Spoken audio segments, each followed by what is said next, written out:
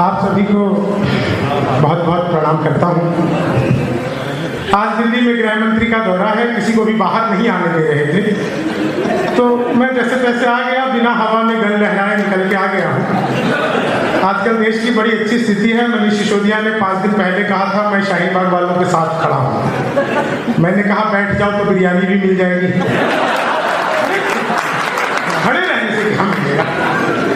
हास्य व्यंग का कवि हूँ, आप लोगों के बीच में पहले भी कई बार विनय भैया की तरफ से आ चुका हूँ और बहुत ही उत्साहित था आज के इस कार्यक्रम को लेकर के। हालांकि जितने दौड़ धूप में आया हूँ उतना उत्साह की सांसें ऊपर नीचे अभी तक चल रही है, लेकिन 4 लाइनें आप लोग अच्छे से सुन लेंगे तो मैं अपने रंगत में आने का पूरा प्रयास करूंगा। पहली 4 लाइनें आपको सौंपता हूँ। आप लोग मेरे तरीके से, मेरे पढ़ने के अंदाज से भली वाकिफ जानते हैं मुझे, मैं किस तरह से पढ़ता हूँ। आपको ही पता है मैं मूल रूप से बिहार का रहने वाला हूँ। वहाँ शराब बंद हो गई तो मैं दिल्ली रहने लगा। दिल्ली अपने आप में अद्भुत है। बहुत सारे लोग मोबाइल से मेरा वीडियो बना रहे हैं। देखिए मेरा तो डिजिटल कैमरे से भी नेगेटिव आता है, तो कृपया वीडियो बनाने का, पीछे एक लड़की बना रही है वो आप बनाती रहो। नजदीकी बढ़ाने का मन करे तो जूम कर लेना। जल्दी जूम करती हूँ। तो मैं 4 लाइनें आपको सुनाता हूँ, आप लोगों से जुड़ जाऊंगा। बहुत अच्छा आप लोग सुन रहे हैं। बहुत भारी संख्या में मातृशक्ति यहाँ पर बैठी हुई है, उन्हें विशेष नमन करता हूँ। महिलाओं का हमारे देश की तरक्की में बहुत बड़ा योगदान है। आप सबने सुना होगा कॉपी पेस्ट। इस कॉपी पेस्ट का आविष्कार महिलाओं ने किया और हमारे हिंदुस्तान की महिलाओं ने किया। अच्छा। वो नीचे वाले होठों पर लिपस्टिक लगाती है, ऊपर 2 बार पप पप करती है, हो जाता है कॉपी पेस्ट। तो कॉपी पेस्ट का आविष्कार भी बहुत जोरदार आप लोगों ने कर रखा है। मैं कुछ दिनों पहले गंगा आरती के लिए, माँ गंगा आरती के लिए ऋषिकेश आया था। तो मैं ऋषिकेश की सड़कों में, गलियों में घूमा। 15 मिनट के रास्ते को 45 मिनट की बनाने की कला जो यहाँ के ऑटो वाले जानते हैं, रिक्शा वाले जानते हैं। 45 मिनट तक वो ऑटो वाला एक ही गाना गाता रहा, अल्ताफ राजा का। मैंने 45 मिनट बाद उससे पूछा, मैंने कहा अल्ताफ राजा के बहुत बड़े फैन लगते हो। बोला नहीं, मैं ही अल्ताफ राजा हूँ। तो मामला बहुत अद्भुत है। पिछले दिनों मैंने मोदी जी से पूछा, मैंने कहा मोदी जी आपकी नीयत क्या है। अच्छा देखिए, मैं राजनीति पर हास्य व्यंग्य करता हूँ, इसका अर्थ बिल्कुल भी ये नहीं है कि मेरा किसी भी पॉलिटिकल पार्टी से कोई लेना देना हो। मैं ना तो कांग्रेस का आदमी हूँ, ना भाजपा का आदमी हूँ। आदमी तो खैर मैं मायावती का भी नहीं हूँ। कई बार लोगों को हुलिया मुलिया देखकर शक हो जाता है, तो मुझे पहले से ही क्लेरिफाई करके चलना पड़ता है कि मामला बिल्कुल भी ऐसा नहीं है। तो मैंने पिछले दिनों मोदी जी से पूछा, आप लोगों को बात समझ में आ जाए तो यहाँ से वहां तक जितने लोग हम पास में खड़े हैं, उसके बाद भी दूरदर्शन से हमें देख रहे हैं, ये कमाल ऋषिकेश में हो सकता है। हम सब यहाँ खुद उपलब्ध है, आप लोग टीवी से हमें देख रहे हैं। टीवी देख करके आदमी हंस तो सकता है, तालियां नहीं बजा सकता। तो इसलिए मैं आपको एक चीज बताता हूँ। एक बात मैंने पिछले दिनों मोदी जी से पूछी, अगर आप लोगों को बात में समझ आ जाए, आगे से पीछे तक एक बार शुरू कर देना, मैं प्रारंभ हो जाऊंगा। मैंने मोदी जी से पूछा, मोदी जी आपकी नीयत क्या है। मोदी जी बोले मेरी नीयत पाक साफ है।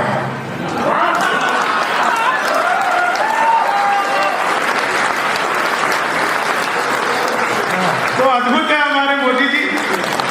अभी जेएनयू में बड़ा कमाल चल रहा है, लोग अपने अपने हिसाब से अपनी अपनी भौंकने की आजादी को मना रहे हैं। बोलने की आजादी तो वैसे बाकी देश में है ही, लेकिन वहां पर भौंकने की भी है, तो लोग वहां पे अपने हिसाब से कर रहे हैं। आप लोगों ने देखा होगा स्वामी विवेकानंद की मूर्ति के नीचे बहुत सारे अपशब्द कुछ दिन पहले उन्होंने लिख दिया। मैंने कहा तुम जैसे पढ़े लिखे लोगों से वो अनपढ़ ट्रक ड्राइवर ज्यादा अच्छे हैं जो ट्रक के पीछे मेरा भारत महान लिखवाते हैं। तो हमारा देश अद्भुत देश है। विनय जी वैसे अपने आप को भाजपा का कभी कभी बताते रहते थे हमें, लेकिन इनकी पोस्ट आजकल देखने से लगता है कि इनको एनआरसी के तहत पार्टी से बाहर कर दिया गया है।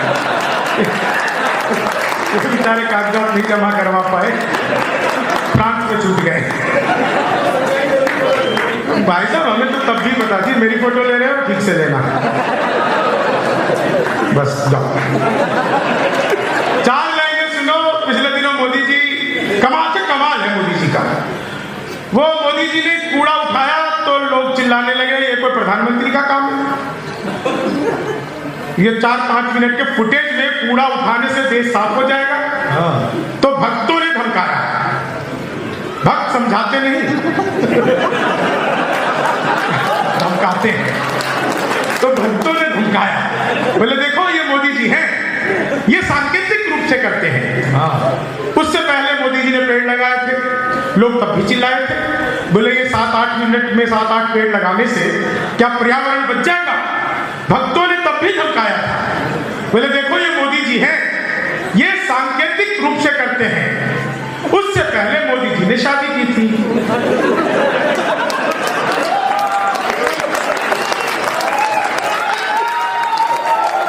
देखो समझ आएगा तो पता लगना चाहिए आपको समझ में आ रहा है, क्योंकि यहाँ पर आने की कोई भी आर्थिक बाध्यता नहीं होती, ये जानते हैं आप लोग। बस आप लोग तक आने की एक ही बाध्यता होती है कि आप लोग जिस पावन नगरी में रह रहे हैं, ऋषिकेश में, और मेरा नाम शंभू है, तो ऋषिकेश की तरफ अचानक की मैं ऐसे ही खिंचा चला आता हूँ। मैं 4 लाइनें आपको सुनाता हूँ, आनंद लेना। मैंने कांग्रेसी मित्र से पूछा, मैंने कहा कि यार आजकल मोदी जी सभी जगह आते हैं, बचने के लिए क्या करते हैं। बोला कि डिस्कवरी देखते हैं। अब वो डिस्कवरी में भी आते हैं। आप लोगों ने देखा होगा man versus wild, Modi ji वो गए थे उसमें, तो मैंने मैन वर्सेस वाइल्ड 4 लाइनें लिखी, आपको आनंद आएगा। जी से शुरू करिए। कि दुनिया का राजा बनने में थोड़ी सी देर है, दुनिया का राजा बनने में थोड़ी सी देर है, सड़ने लगे प्रतीक्षा में सबरी के देर है, जंगल में जाके कोई भी कह सकता है मगर पत्नी के साथ रहने वाला असली शेर, पत्नी के साथ रहने वाला असली शेर है। तो आप लोगों ने बहुत अच्छा सुन लिया। पिछले दिनों खत्म हुई धारा 370। जिस दिन 370 खत्म हुई, जेल में आशाराम बापू ने राम रहीम को मिठाई खिलाई। राम रहीम ने इच्छाधारी को खिला दी, इच्छाधारी ने रामपल को खिला दी। जब सभी बाबाओं ने मिठाई खाई तो कैदियों ने पूछा, बोले बाबा ये 370 के खत्म होने पे आप क्यों खुश हो रहे हैं। बाबा बोले बेटा जब 370 खत्म हो सकती है तो 76 भी हो सकती है। बाबाओं के लिए अपनी अपनी आस है, तो बाबा भी कमाल के हैं साहब। 4 लाइनें आपको सुनाता हूँ, बिल्कुल आपको आनंद आ जाएगा। हमारा देश सचमुच अद्भुत है, जहां कहीं चले जाइए हर जगह हाथ से रंग बिखरा पड़ा है। ये 370 तो खत्म हुई, अब उससे पहले खत्म हो गई थी 377। पहली लाइन में आपको बताऊंगा ये 377 क्या है, और चौथी लाइन में आपको आनंद आएगा। पहली पे मजा, चौथी पे आनंद।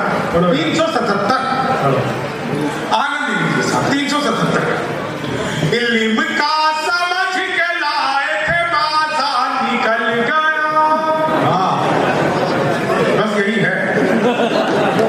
इल्म का समझ के लाए थे बाजा निकल गया, ताजे की थी तलाश तो बासा निकल गया, कानून क्या बदला खुली रिश्तों की हकीकत, चाची समझ के लाए थे चाचा निकल गया, चाची समझ के लाए थे भगवान मेरा साथ लाख यूं भी निभाना, किस्मत के खेल में मुझे ऐसे भी जिताना, राहुल की तरह चाहे बीत जाए जवानी, लेकिन बुढ़ापे में अनूप जलोटा बनाना, लेकिन बुढ़ापे में अनूप जलोटा बनाना, तुम तोड़ो वादा और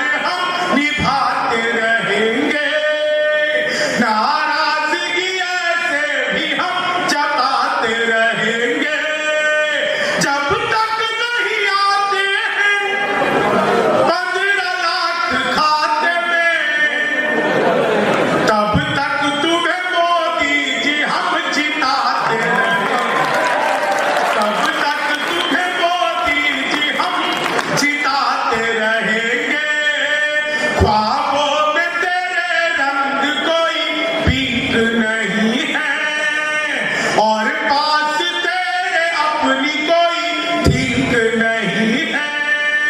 राहुल को लगी ठंड तो मोदी ने ये कहा आधार से रजाई तेरी लीक नहीं, आधार से रजाई तेरी लीक नहीं। और उत्तर प्रदेश का कमाल का प्रदेश है। जिस दिन योगी बाबा की सरकार आई पहला काम किया एंटी रोमियो, जैसे जूलियट की कोई गलती नहीं, आधार कार्ड मिलवा के पूछे। योगी बाबा से पहले उत्तर प्रदेश की स्थिति ये थी कि कोई लड़का घर से बाहर निकले तो माँ बाप 4 घंटे बाद ही पूछते थे बेटा कहाँ रहेगा कब लौटेगा। अब स्थिति यही है कि जैसे ही वो घर से बाहर निकलता है माँ बाप हर 15-20 मिनट में पूछते रहते हैं बेटा जल्दी आ जाए कहीं किसी स्कूल कॉलेज के बाहर मुर्गा तो नहीं बना। एंटी रोमियो योगी की उत्तर प्रदेश और 4 लाइनें आपको आनंद आ जाएगा। इस जुल्फों में उंगलियों को पिराने नहीं देते, जुल्फों में उंगलियों को पिराने नहीं देते, कलियों के पास भंवरे को जाने नहीं देते। इतनी सी शिकायत है हमें योगी आपसे, खुद से न पटी हमको बताने। इतनी सी शिकायत है हमें। कुमार जी कह रहे हैं बहुत अच्छे, मुझे याद तो नहीं था लेकिन उन्होंने 2 बार दाद दी तो मुझे याद आ गया। अगर आप लोगों को लगे कि मैंने बात बिल्कुल सही कह दी है डॉक्टर साहब के लिए तो आप लोगों के आनंद को परमानंद तक पहुंचाता। कल तक जो गुप्त थे वो जाफरानी हो गए, सच्चे जहां झूठों में पानी पानी हो गए। भरपूर जवानी में बुढ़ापे का सुख मिला, अपने कुमार भैया तो अडवाणी, अपने कुमार। तो भाई साहब अडवाणी की तो फिर भी पूछ है। बताओ कहाँ पे भाई शाहीन बाग में घूम रहा है इन्हें हरिद्वार भेज अपना अपना भाग्य है बेटा। जी भाई साहब भाग्य तो हमें पता है ना कुछ भी नहीं था, भाग्य पे इन्होंने हाथ फेरा और वो देखो झेल रहे दिल्ली वाले। दुनिया भर में मुख्यमंत्री इसलिए बनाए जाते हैं ताकि वो समस्या का समाधान करे, दिल्ली वालों ने समस्या ही मुख्यमंत्री बनाई। दिल्ली वालों का दूर दूर तक कोई मुकाबला नहीं है साहब। चीनी को जमा करके फिर से गन्ना बना दूं,